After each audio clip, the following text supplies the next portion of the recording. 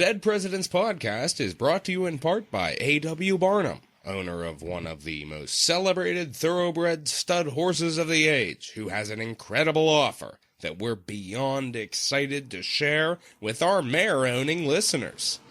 In compliance with the wishes of many friends who have, for the last 5 years, ably supported me in my attempts to improve the breed of horses in this country, I have concluded to let Cock of the Rock stand one more season, and to reduce the price of his services from $20 to $10 for each mare put to him. I hope my motives for doing so may not be misconstrued. Listeners, A.W. Barnum's not in this for the money.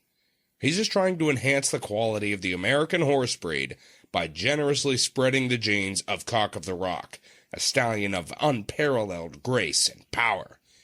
Cock of the Rock is in high demand and could command prohibitive prices for his stud services, but the magnanimous A.W. Barnum is practically giving it away at the insanely low 50% off price of only $10 for a mere sawbuck.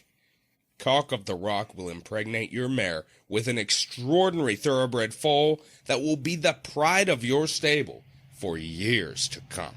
Listeners, we're not just blowing smoke up your ass. Cock of the Rock is no ordinary equine, but a proven champion. That's right. He and his offspring have been dominating the racing circuit for some time now. To give you a little taste of what you're in for, with a Cock of the Rock sired horse of your own, here's a first-hand report from the Port Kent races. A gentleman who was present at the races which took place at Port Kent on the 17th and 18th instant informs us that Mr. Colden's horse Crabstick, Mr. Brinkerhoff's horse Don Juan, and Mr. Barnum's horse Cock of the Rock contended for the first day's purse. They went off from the score in fine style for about 400 yards when a dog came in contact with Don Juan and threw him and his rider. No. Cock of the Rock took the lead and kept it, running with great ease to the winning post. Obviously, listeners, the Port Kent racetrack is not as well managed as our one-time sponsor, the South Carolina Jockey Club, where all dogs found on the track are immediately killed. That's the South Carolina Jockey Club guarantee. But Cock of the Rock would never let himself get tripped up by some stray mutt. No.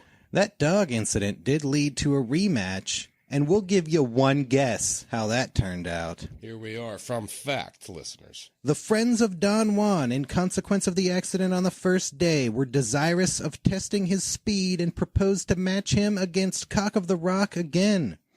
The proposition was accepted by Mr. Barnum. A lively interest was taken in this race by the friends of the two horses, and there was a great diversity of opinion.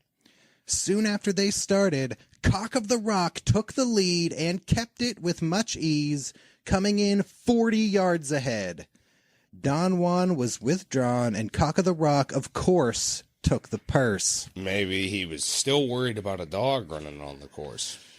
Listeners, not only is Cock of the Rock a champion, he begets champions. Here's the report from day 2 at the Port Kent races. On the second day, Mr. John Howard's filly Slut, sired by Cock of the Rock, Mr. Newton Hayes's filly Lady of the Lake, sired by Cock of the Rock, and Mr. Barnum's colt Shamrock, sired by, you guessed it, Cock of the Rock, were entered for 1 mile heats. They went off from the score at full speed, Slut taking the lead, followed close by Lady of the Lake. The race was interesting and somewhat doubtful for the first 3 quarters, but for the last quarter, Slut showed her superiority and came in 10 yards ahead with ease. In the second heat, Slut took the lead from the score and kept it. These 3 offspring of Cock of the Rock comprised the entire field. At day 2 of the Port Kent races, no other horses even dared to compete. Isn't that something? It is. My goodness. Listeners, we can't overstate how incredible this opportunity is for your mares, but you have to act fast. Cock of the Rock will not be allowed to cover more than 3 mares in any one day, and will be limited to 60 for the whole season. Get in there while you can. because those lucky mares are going to be thoroughly satisfied customers. That's a cock of the rock guarantee. As an added bonus, A.W. Barnum's Split Rock and Shamrock, both sired by Cock of the Rock, will stand at his stables and be let to a few mares at $5 each. So if you can't get your mare in with Cock of the Rock, you could get the next best thing for an even lower price. If your mare foals a colt of this immaculate bloodline, it won't be long before people are paying you to have their mares covered. And if your mare foals a filly, she could easily become a prize-winning racer like Slut. Who wouldn't want a little slut of their own? Ladies and gentlemen, that's what you get with Cock of the Rock.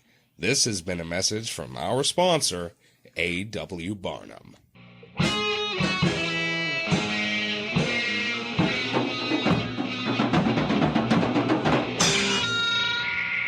The Dead Presidents Podcast is brought to you in part by Thomas Berry, new owner of the celebrated thoroughbred stud horse Cock of the Rock. You may recall our last episode when our sponsor A.W. Barnum was offering up Cock of the Rock stud services to a limited number of lucky mares. Well, our new sponsor, Thomas Berry, has recently acquired Cock of the Rock for a king's ransom, and he is once again standing to cover mares this season. Admittedly, his price has gone up. It's now $40 a mare, but we now have even more undeniable proof of his incomparable ability to beget racing champions. That's right. Listeners, you've never owned a racehorse until you've owned one sired by Cock of the Rock. He is the official stud horse of the Dead Presidents Podcast. That's right. Cock of the Rock is now retired from the track, but in his day, he was a superior racehorse, having won many capital races against fine racehorses. He beat the renowned Little John and the celebrated Revenge. He beat Black-Eyed Susan, Don Juan, Romp, Boxer, James Fitzjames, Gentle Kitty, and so many others throughout his storied career. He once won four 4-mile heats in one day, running 16 miles and dominating the field with his superior stamina. No other horse west of the Allegheny can boast such a victory or anything to compare to it. Yeah, really the only horse you can compare with Cock of the Rock is his own brother, the legendary, undefeated American Eclipse. And when American Eclipse famously beat Henry before 60,000 spectators, including Andrew Jackson, he did it by training with his brother, Cock of the Rock. Cock of the Rock possesses precisely the same blood in the same degrees as American Eclipse and surpasses him in the head, neck, shoulders, and withers, and fully equals him everywhere else in stamina, finish, and perfection of form. Cock of the Rock is 15 hands, 3 inches high, possessing a large share of bone and muscle. His feet are excellent, heels narrow, hoofs deep. He has a fine muzzle and nose, an elegant ear. His eye is very hearty and good. Not to mention another part of him that's going to make your mares happy. Let's just say if men want to be hung like a horse, horses want to be hung like Cock of the Rock. Okay, we mentioned it. There never was a better horse on the continent than Cock of the Rock. A horse, a kingdom for such a horse. Luckily, James, our listeners don't have to give a kingdom for such a horse. For a mere $40 stud fee, they can have the next Cock of the Rock in their very own stables. His offspring are proven winners. At the 1828 Port Kent races, the first day's purse was taken by Cripple, sired by Cock of the Rock, and the second day's purse by Sir John, also sired by, you guessed it, Cock of the Rock. At the 1829 Montreal Club races, Cock of the Rock's daughter Clara Fisher took the biggest purse ever offered in Canada, winning the first and second day with ease. On the third day, Cripple distanced the competition. Just 10 days later, Clara Fisher and Cripple repeated their feat at the Port Kent races and dominated the field. Other racing champions sired by Cock of the Rock include Tom Rock, Lady Mary, Maggie Lane, and Slut. Who could forget Slut? According to A.W. Barnum, when he was training Cock of the Rock's son Robin Hood for the Port Kent races, the stewards of the track told him if he entered Robin Hood, he would destroy the sports of the field, and no other horse would enter against him. Listeners, Cock of the Rock's offspring strike fear in the hearts of other racehorses. They're afraid to compete because they know they'll get embarrassed. Last episode, we told our listeners if they got a colt with this immaculate bloodline, pretty soon people would be paying them to cover mares.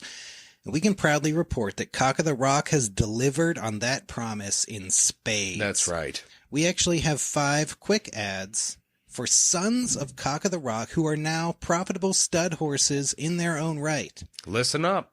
Austin Smith's Cripple will stand this season for $5 per mare. Byron and George Murray are making Sir John available at $6 a mare.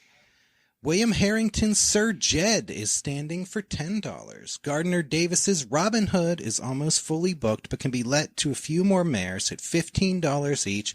And finally, Lewis Higby's aptly named Young Cock of the Rock is available for just $5 a mare. He was put to 30 mares last season, and 27 came away with foals. He gets that virility from his namesake. That's right, James. All of these proud owners invested in Cock of the Rock's stud services, and now they're making bank. You've heard of the goose that lays golden eggs. Well, Cock of the Rock is the stallion that sires golden horses. When your mare foals his offspring, she might as well be giving birth to a giant bag of money. Whether it's stud fees, racing purses, or all the big wagers you'll win, your ownership of a Cock of the Rock sired horse will be a lucrative proposition. You cannot pass up this opportunity. Cock of the Rock is the preeminent sire of the age, and his superlative pedigree is what you want to pass on to your next generation of horses. But don't take our word for it. Go out to your stable right now and ask your mare who she wants to sire her next foal, and she'll tell you, Cock of the Rock. This has been a message from our sponsor, Thomas Berry.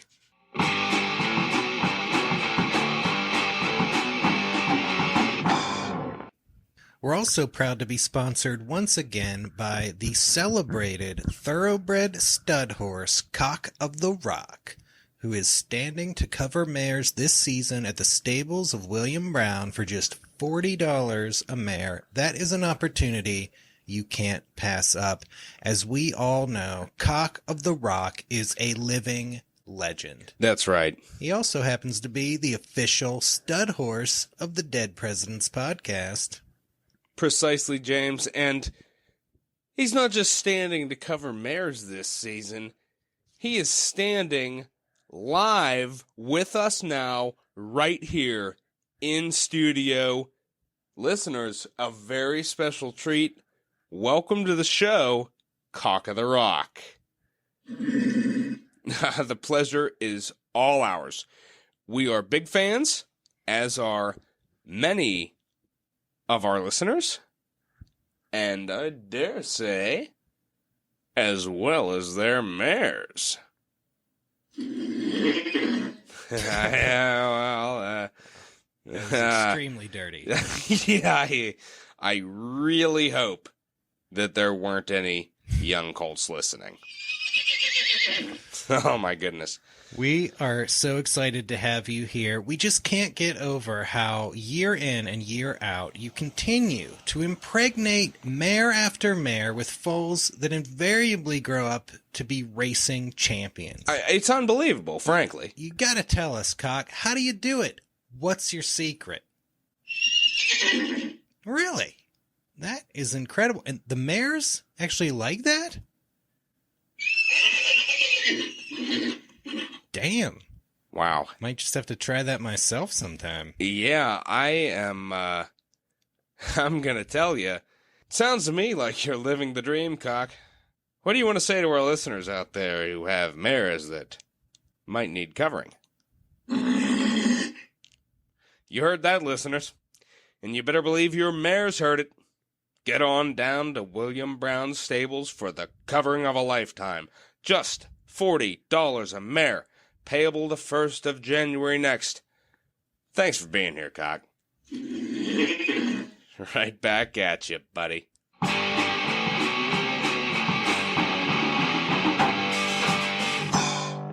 The Dead Presidents Podcast is brought to you in part by the celebrated thoroughbred stud horse, Cock of the Rock.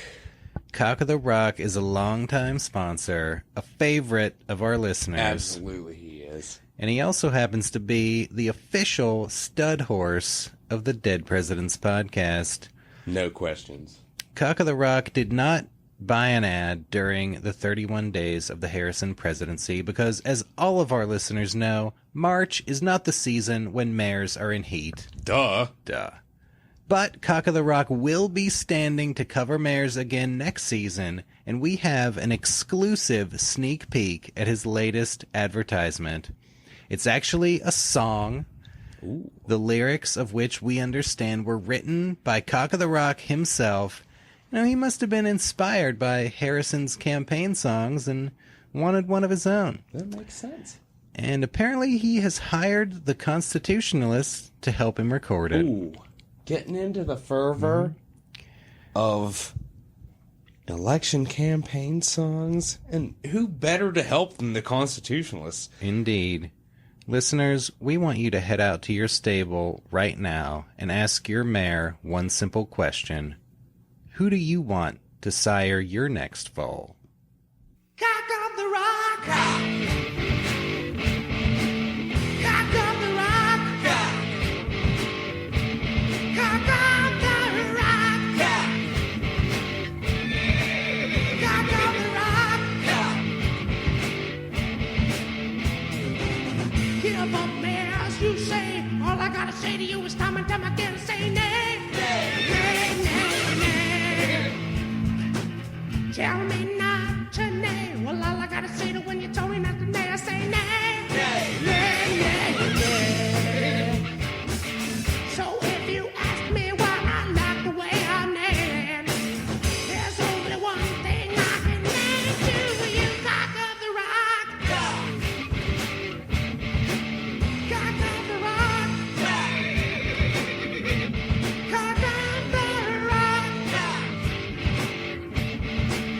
Cock of the Rock!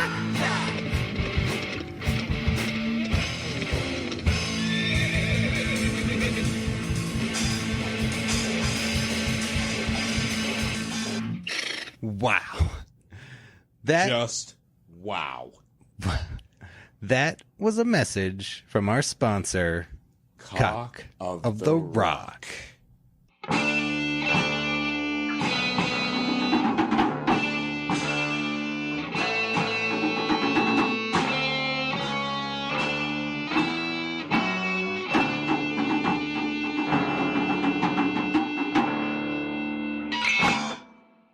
We're proud to be sponsored once again by the celebrated thoroughbred stud horse Cock of the Rock, who is standing to cover mares this season at the stable of R.D. Rowland and Augustus Yo, who have reduced his rate to just $20 a mare. Unreal. Good and well-enclosed pasturage will be provided, mares will be fed at $1.50 a week, and all possible care and attention will be paid to mares left with Cock of the Rock. R.D. Rowland and Augustus Yo are so confident in his foal-getting prowess that in the unlikely event that your mare fails to get impregnated with a colt in the spring, she can have another go-round with Cock of the Rock during the fall season for free. Wow. Listeners, Cock of the Rock has been sponsoring ads on this show since the John Quincy Adams administration. He is the official stud horse of the Dead Presidents Podcast, but he's getting up there in years. And while his seed is as strong as ever, this could be your last chance to get a Cock of the Rock sired horse of your own.